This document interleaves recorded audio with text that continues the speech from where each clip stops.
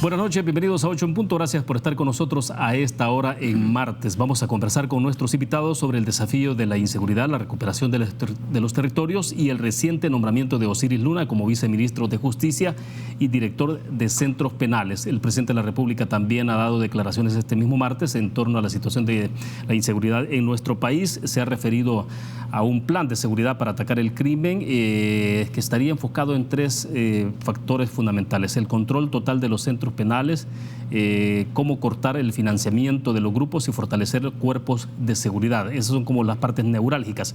Pues bien, vamos a conversar de eso y más con nuestros invitados. Queremos agradecer esta noche que nos acompaña en nuestros estudios Mauricio Ernesto Vargas, diputado del partido de oposición Alianza Republicana Nacionalista Arena. Diputado, bienvenido, buenas noches, un gusto. Gracias, un saludo a la audiencia y vamos a poder plantear la situación que vemos respecto a la seguridad de nuestro querido país.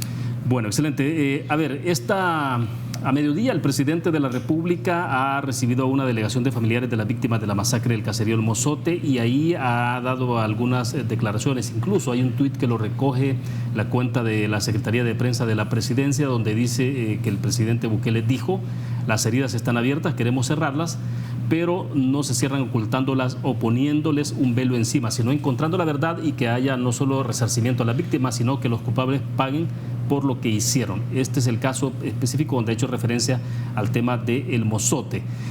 Más tarde ha juramentado a Osiris Luna como viceministro de Justicia y director de centros penales. Ahí ha hablado de estos temas. Van a controlar los territorios donde más flujo de dinero le genera a las pandillas. Y entonces ha hecho una referencia directa a este tema, ¿no? Que es importante porque la población ha estado esperando de alguna manera cuáles son las nuevas medidas o disposiciones que estaría anunciando el presidente de la República. Vamos a escuchar en este momento lo que dijo el presidente de la República en horas de la tarde. Vamos a controlar los territorios donde más flujo de dinero le genera a las pandillas. Los centros históricos, Centro de San Salvador, Mexicanos, Soyapango, Apopa, San Miguel, Santa Ana, Santa Tecla. Lo que queremos es de que las pandillas ya no tengan el ingreso de efectivo.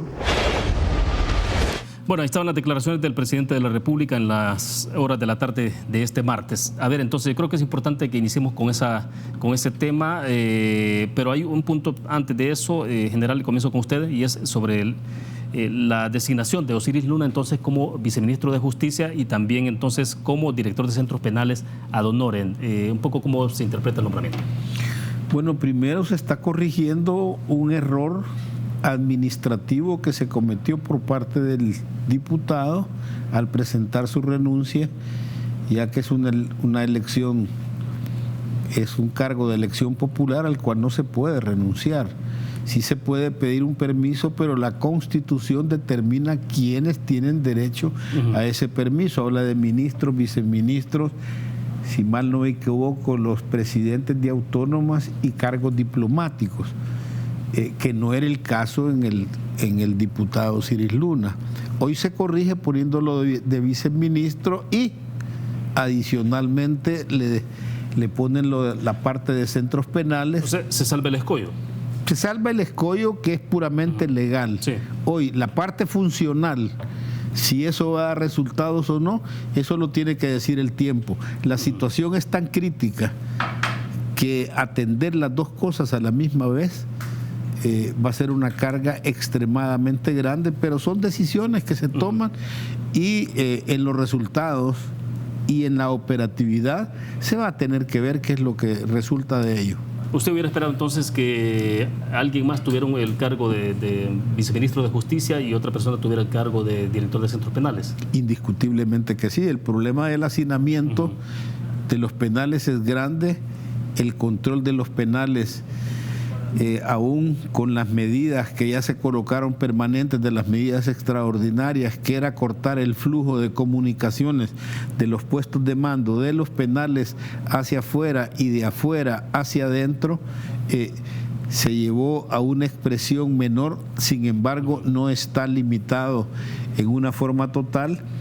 La construcción que se están haciendo de nuevos centros penales, los controles que se tienen que realizar, el programa Yo Cambio, las rehabilitaciones, el control de las tiendas, todo es una serie bastante engorrosa, pero Sí. Démosle el beneficio de la esperanza a estas decisiones. Bueno, perfecto. Ya está con nosotros también en nuestros estudios Luis Contreras. Él es politólogo, experto en materia de seguridad, y nos acompaña esta noche. Luis, bienvenido. Buenas noches. Un gusto, William, y buenas noches, general. Un gusto estar nuevamente con ustedes y tocando un tema álgido que realmente en los últimos días en nuestro país ha estado en la palestra política. Bueno, y estábamos iniciando con el tema de Osiris Luna como viceministro de Justicia y también director de Centros Penales ad honorem. Un poco la interpretación, Luis. Sí, evidentemente se tuvo que hacer de forma expedita. El ministro de Seguridad, Rogelio Rivas, lo hizo el día de hoy, oficial, debido al entrampamiento que sufrió la semana pasada.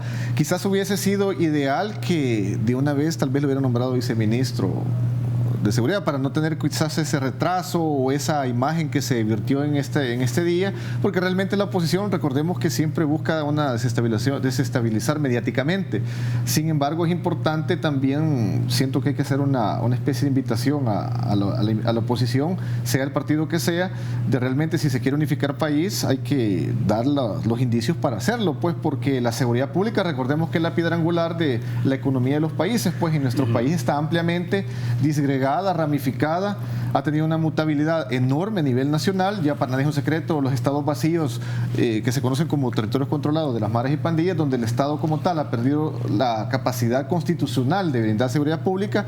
Por eso es importante también mencionar la ventaja que se tiene en el nombramiento de civiles en carteras de Estado como seguridad pública, en este caso centros penales y viceministerio de seguridad pública, porque eso da indicios de que en el gobierno de Nayib Bukele se está buscando ya trascender a una seguridad ciudadana que es específicamente más amplia. Ya no solamente le compete la seguridad pública, inclusive ya perfiles geográficos del crimen, la cuestión geoespacial para identificar, focalizar zonas de estados vacíos de alta criminalidad, busca implementarse, pues la criminología ambiental que nunca se ha hecho acá, que es la prevención situacional del delito, ya está, se puede decir, previa a buscarse implementar. Pero observas entonces un cambio en la forma de cómo se ha abordado el tema de la seguridad. ¿No es más de lo mismo?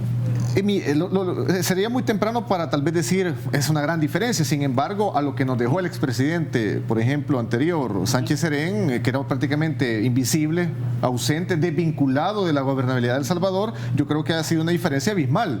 Realmente vemos cómo mediante Twitter, que es algo bastante visible, recordemos de que ya no solamente la televisión, la radio son medios masivos, sino que las redes sociales, y eso tiene mucha incidencia. La población civil le gusta conocer de primera mano cómo están trabajando los funcionarios. Pues hemos visto, por ejemplo, Osiris Luna, el exdiputado Luna, cómo han dado inclusive domingo, días feriados, en territorios trabajando al lado de los policías, algo muy particular. Fue muy bueno haber cortado la burocracia y la tramitología para lograr reparar el puesto policial que fue destruido por las maras y pandillas. Es decir, si el proyecto Yo Cambio sirve para trabajar inclusive en hospitales, escuelas, para que se vea de forma expedita y se pueda seguir replicando ese tipo de cosas, es muy bueno, pues, porque estamos viendo un cambio radical a como en el pasado había que enviar una nota al director, viceministro, y tardaban meses, inclusive, o nunca, en llegar a repararse un centro escolar o una delegación. Por ejemplo, hemos visto cómo de primera mano se están dando las totalmente órdenes. Operativa. ¿Cómo? Una respuesta totalmente operativa. Operativa, exacto, inmediata. Y yo creo que es necesario porque el país lo necesita realmente. Ahora bien, general, porque acá se ha hecho referencia sobre el tema ya de la intervención del presidente de la República, control de los centros penales, aunque en el tema de centros penales a estas alturas uno pensaría que se avanzó mucho, ¿no? E incluso con todo el programa Yo Cambio que tiene que ver con reinserción, desde el gobierno pasado pues había un trabajo bastante claro y definido sobre esto, pero el cortar el financiamiento de los grupos, fortalecer cuerpos de seguridad, sí parecería que un poco, si no es nuevo, pero por lo menos hay una forma de focalizar, digamos. Si lo vemos en el restricto rigor académico de la seguridad en todos sus ámbitos, especialmente seguridad nacional, seguridad pública, seguridad ciudadana y criminología, podemos decir que no estamos viendo realmente un sistema integrado de seguridad pública ni de seguridad ciudadana. Se está hablando de las extorsiones. Sí. Pero van a intervenir territorios de las extorsiones donde más tienen y eso cortan las finanzas. Hablan del centro del centro histórico, hablan de Soyapango, hablan de Ilopango. Yo creo que se tiene que comenzar. Nosotros dijimos y hemos dicho que tienen que revisarse las estrategias y hacer una reingeniería de planes en lo que crean que se debe de realizar. Lo que pasa es que seguimos esperando hasta ahora, 16, 17 días, seguimos esperando el conocimiento del abordaje de la inseguridad de una manera integral. Las extorsiones, primero es el control de los territorios, pero el control de los territorios es el empoderamiento de las autoridades, de los agentes del Estado en determinados territorios con mayor violencia, el ingreso de las unidades de intervención social y la integralidad. Esa es la integración. Ahí está la palabra clave. Integrar los territorios al desarrollo y esas personas al desarrollo, para que en función del tiempo vayamos realmente de una forma incremental, de una forma gradual pero sostenida, recuperando la seguridad ciudadana. Sí, debo hacer la primera pausa comercial. Cuando regresemos un poco, entonces, ¿qué es lo que ha pasado? ¿Por qué, digamos, si hay claridad en lo que se debía hacer, por qué es que no se ha hecho en tanto año? Lo dejamos planteado la inquietud, porque también hay un enfoque que me interesa que lo conversemos, que estuvo con nosotros la semana pasada Celia Medrano de Cristo Salacá, y hablamos justamente de esta parte de la intervención militar o policial, cómo se debe enfocar. Vamos a una pausa, regresamos. Si estás ahorrando, estás ganando. Por cada $150 que ahorres, participas en sorteos en efectivo y premios al instante por más de $60,000. Ahorra y gana con Banco Promérica. Continuamos en 8 en punto. Le decía entonces en el segmento pasado, General Vargas, un poco, bueno, o sea, sí está claro un poco el diagnóstico de qué es lo que se debe hacer, pero bueno, tanto año ha pasado en esto, se volvió un tema crónico y en términos de respuesta. Pero entonces, porque vaya, el presidente está hablando en términos de lineamiento sobre enfrentar esta situación, atacar los activos y los financistas, la solicitud de un refuerzo presupuestario de $15 millones para garantizar el tema de alimentos, suministros, municiones a los cuerpos de seguridad. Y decía el presidente entonces que van a hacer valer el Estado donde el Estado debe estar. Y ahí se habla del tema de más presencia de la Fuerza Armada, de la Policía Nacional Civil, patrullajes, pero en esto también se habla, ¿no?, de la otra parte que tiene que ver cómo entrarle con ese enfoque integral. Pero insisto, ¿qué fue lo que pasó? ¿Por qué no teniendo tan claro esto, por qué no se ha hecho en tanto tiempo?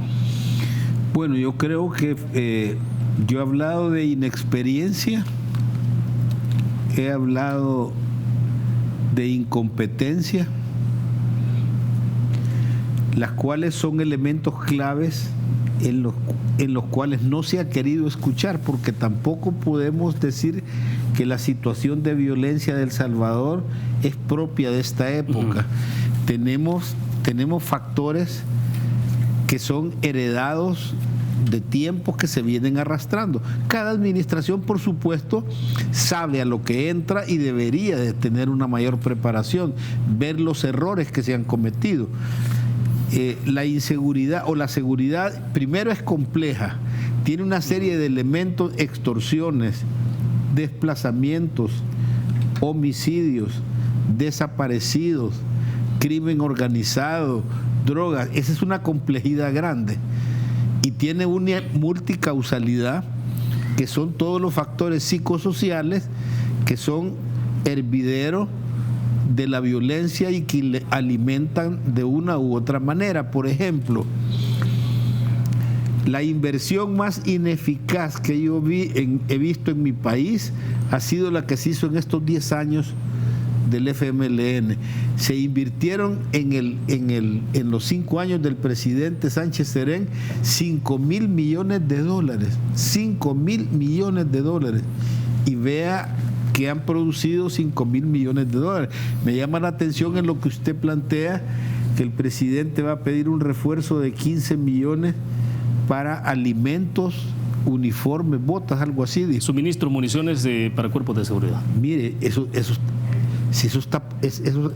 está presupuestado en el presupuesto del 2019 que se esté ejecutando, salvo que estos señores hayan hecho una planificación financiera pero de la patada, y ni tan siquiera eso esté contemplado. Ahora, pero entonces usted está viendo este refuerzo que le está pidiendo en términos de decir es parte de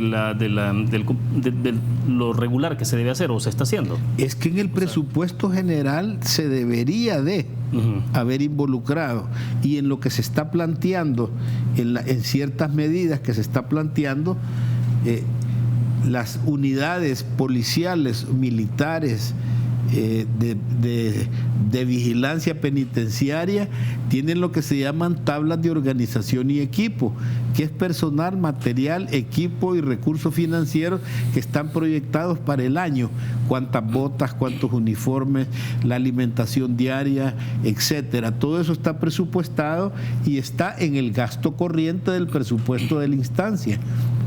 ¿Por qué razón no está dirigido eso? Ahí están las municiones, están reparaciones, está mantenimiento, está sustituciones, está modernizaciones o inversiones.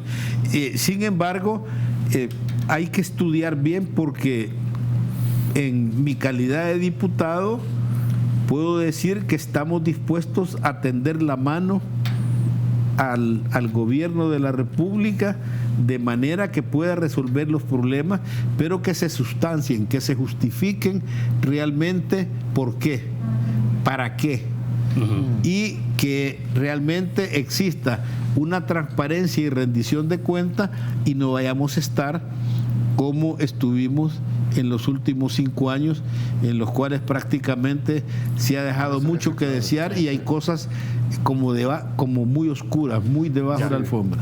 Sí, a ver entonces, Luis, porque vaya, un poco recordar lo que decía Celia Medrano con nosotros acá en el espacio la semana anterior, que la intervención militar o policial no es una recuperación de los territorios, decía ella, sino recuperar territorios es dinamizar la presencia del Estado, y ahí se hablaba el tema de la salud, la educación, las oportunidades de empleo, y el presidente de la República de alguna forma, obviamente cuando hace el planteamiento lo entiende tal cual, ¿no? Pero aquí el tema es cómo se le va a entrar a eso. Lo que pasa es que recordemos que muchas organizaciones son anti la represión policial o militar.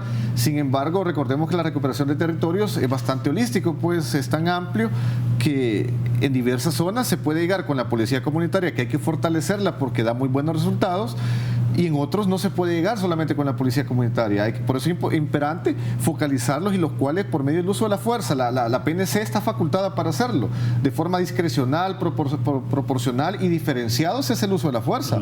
Si es una cuestión piramidal, que ellos tienen formación y adiestramiento en ese rubro. No podemos llegar a querer prevenir con policía comunitaria, con unidades de salud, cuando sabemos que pandilleros que controlan esas zonas específicas, esos estados vacíos, van a salir con AK-47 y M16. Entonces, tiene que ser un tipo de intervención distinta inicialmente. Exacto. No quiere decir que esto se va a replicar de igual manera en todo el país. Evidentemente no. Por eso los perfiles geográficos del crimen deben de establecerse. Hay software, una tecnología muy buena para ello, pues inclusive en Costa Rica los han implementado para la prevención, y se puede ver que inclusive el gobierno actual está buscando cómo meter esa parte tecnológica que va a coadyuvar, pues indudablemente, pues ya no tiene mucho sentido, y esto es en base a estudios que hacen incluso en Estados Unidos, el patrullaje sin rumbo. Bueno, eso no da mayor de la parte tecnológica, incluso de cámaras. Sí, eso es muy bueno. Tenemos el ejemplo de Santa Tecla, la capital, donde se han resuelto de forma inmediata muchos atracos en los cuales se interviene operativamente. Recordemos que la parte de incursionar en territorios marginales,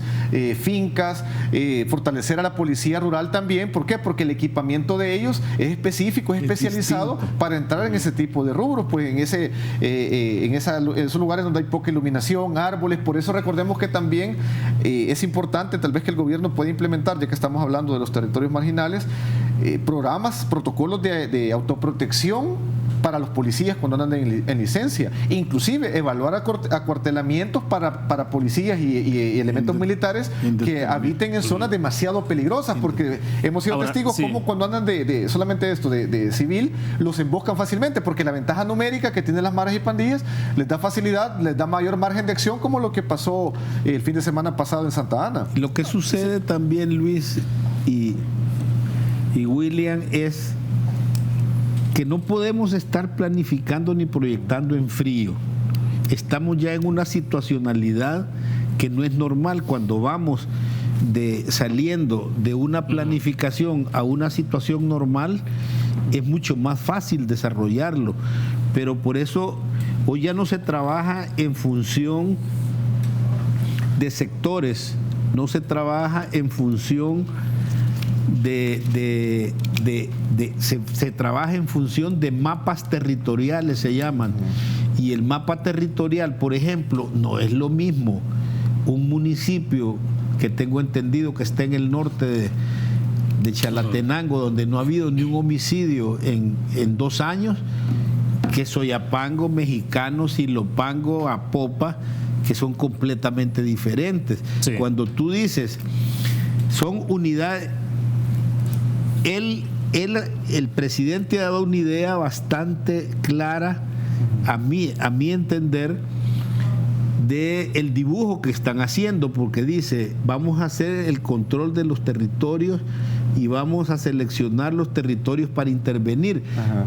Ahí está qué grado de violencia tienen, qué grado de marginalidad, qué grado de extorsión, qué grado de control territorial tienen, porque cuando Luis te habla de meterse de un solo a todos los lugares de la misma manera, lo que vas a ir a hacer es hacer el asistencialismo a los violentos de la zona, porque ellos son los que mandan. En ese territorio hay doble impuesto, hay doble seguridad, hay control de las personas, claro. A una persona que no es de la zona, la controlan rápido y la sacan o la matan, los que venden churros, los que venden paletas.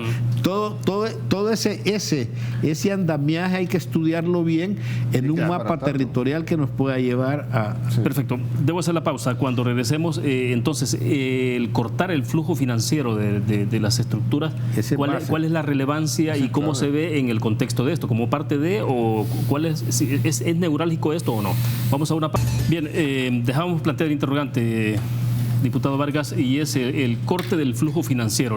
¿Qué tan neurálgico es esto, no? En el pasado también, a propósito, durante la administración en la Fiscalía General de la República de Douglas Meléndez, se hicieron operativos importantes también para cortar a las pandillas, ¿no? En la parte de las extorsiones, la posibilidad de que estaban ramificándose ya con instalación de empresas, la utilización del transporte público de pasajeros y demás. Pero ya cuando el presidente también hace referencia a al corte del flujo financiero de las pandillas, ¿cuánta relevancia cobra esto, digamos, como para efectivamente tener un impacto directo sobre el accionar de las pandillas? Bueno, podemos decirlo lacónicamente que es el principio del fin, porque realmente es igual que el crimen organizado. Cuando usted le detecta las redes, a donde los prestanombres, cómo invierten, cómo sacan dinero, cómo tienen en paraísos fiscales, y va haciendo la persecución del mismo mediante una auditoría forense, entonces es el principio del fin. No necesariamente ese es el fin en sí mismo, pero es el principio del fin porque tiene que coadyuvar con todas esas situaciones.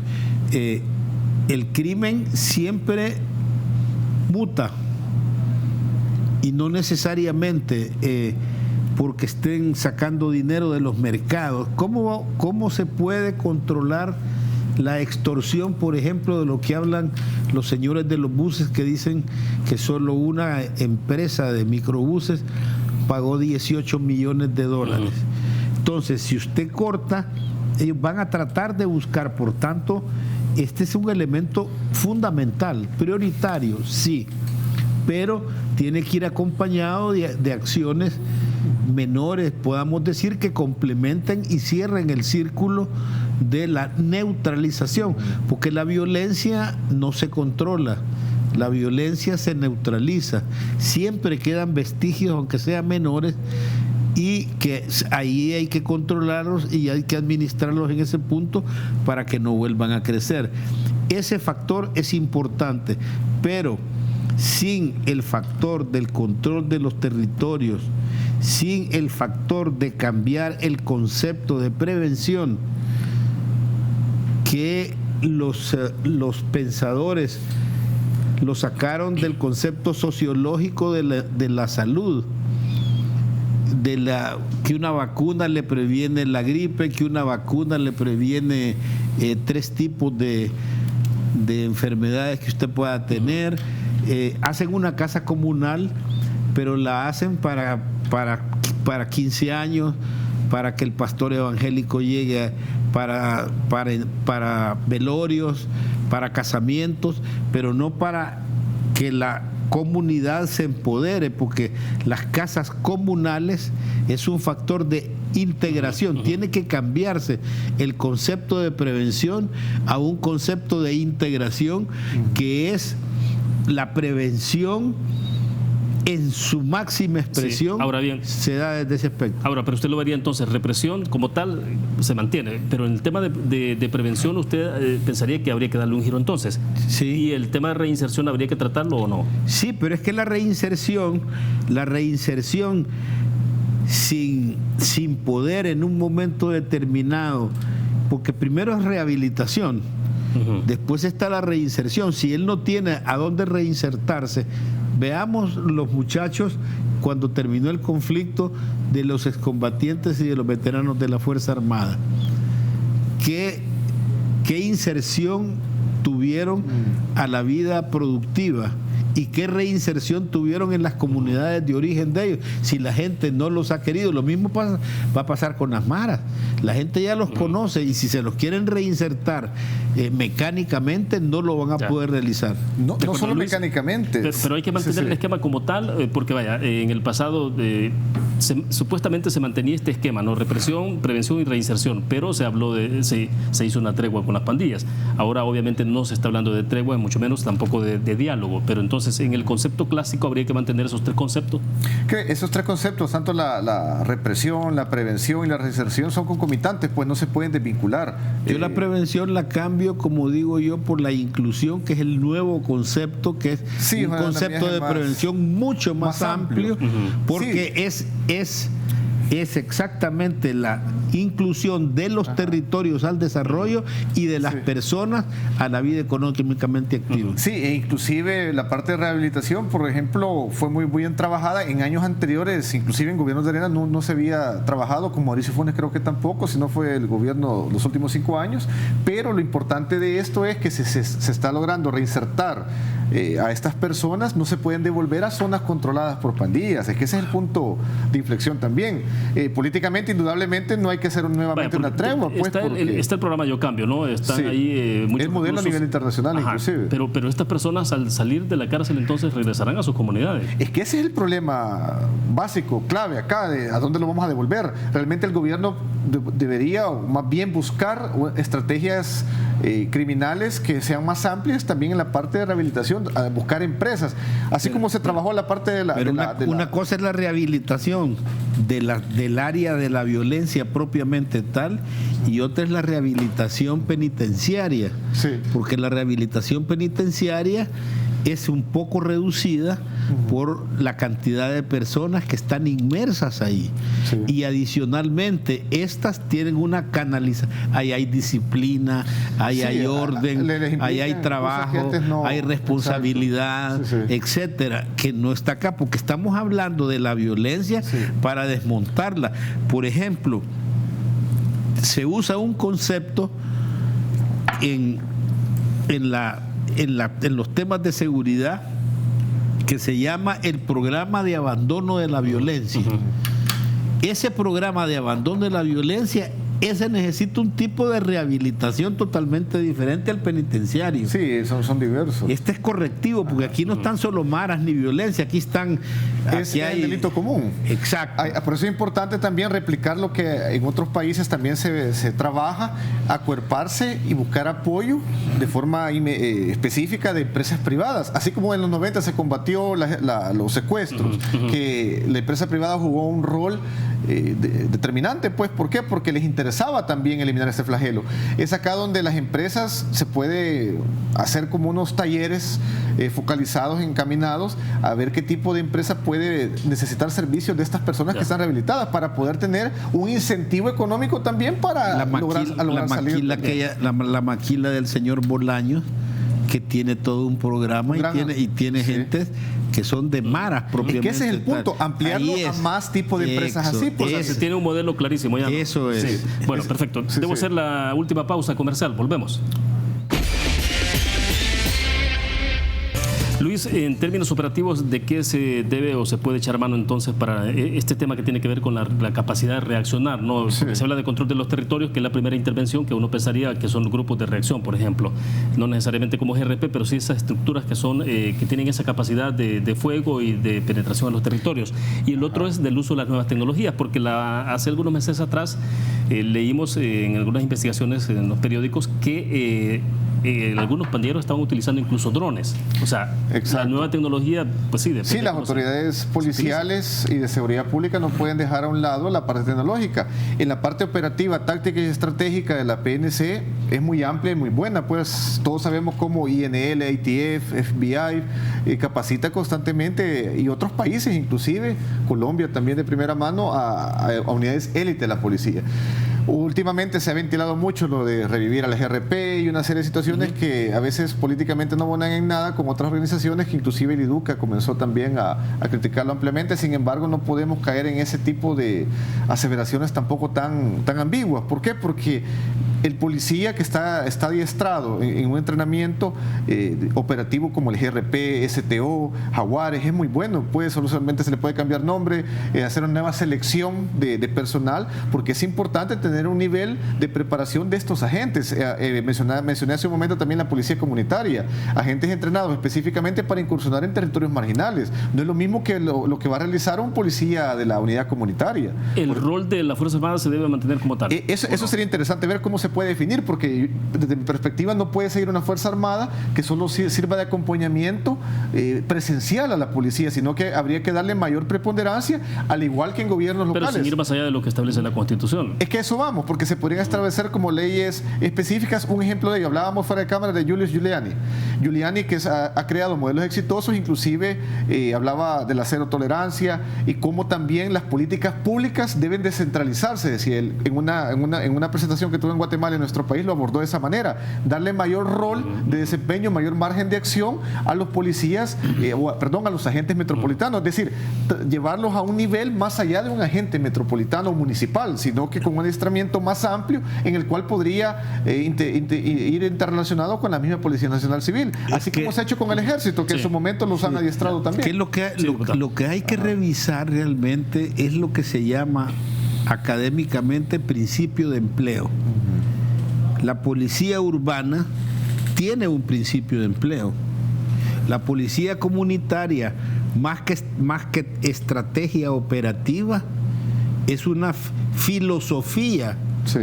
No es operativa, es una filosofía de acción que tiene su propio principio de empleo. La Fuerza Armada tiene su propio principio de empleo. Y Luis, yo no creo realmente que haya que hacer modificaciones de leyes. La Constitución de la República establece que en las atribuciones del presidente, cuando la seguridad está siendo rebasada por la delincuencia, podrá hacer uso de acuerdo a los preceptos de la Constitución de la República. ¿Cuáles son? 1, aceptar que hay un rebase de ellos. Sí.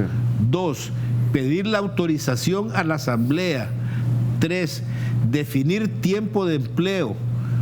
4, dar informes permanentes del avance de ellos, y al término del plazo que lo solicitó podrá pedir una prórroga que la Asamblea determinará. Son los pesos y contrapesos. Ahora, pero siempre la Fuerza Armada delimitada al apoyo a la Policía Nacional Civil. No, para que tenga la Constitución le dice, la participación de la Fuerza Armada le puede dar funciones de seguridad pública en esa emergencia. Lo único que, como tiene un principio de empleo, suponiendo que se hiciera, se debería de poder hacer para el área rural. Ahora, pero ¿por qué razón? ¿Lo hace el presidente? Sí. Debería ser el presidente, entonces. ¿Por qué se hace el área rural? Porque las armas largas no se usan en combates urbanos. Sí. Se usan en el área rural. ¿Por qué? Porque los daños colaterales de un arma larga en el área urbana, los daños colaterales son mucho mayores. el principio de empleo, la idea de maniobra, el tipo de arma, el adestramiento y el equipo es diferente. Por eso es que en la policía se han equivocado al meter a la policía rural con un entrenamiento igual que de un policía corriente, con un principio de empleo igual que un policía. Pero, sí, no, yo entiendo eso. Sin embargo, a la policía rural en su momento también se virtió darle equipamiento especial, lo cual no se aprobó en su momento. Pero es aquí donde se debe romper ese tipo de esquemas. Lo que sucedió fue que la degradaron. Si hoy es una unidad de una dirección, ya no es ni de la Constitución les previó una policía urbana y una policía rural. Un buen tema para otra entrevista. Gracias, general. A la orden. Muy gentil, muy amable. Gracias, Luis, por estar con nosotros esta noche. Muy amable.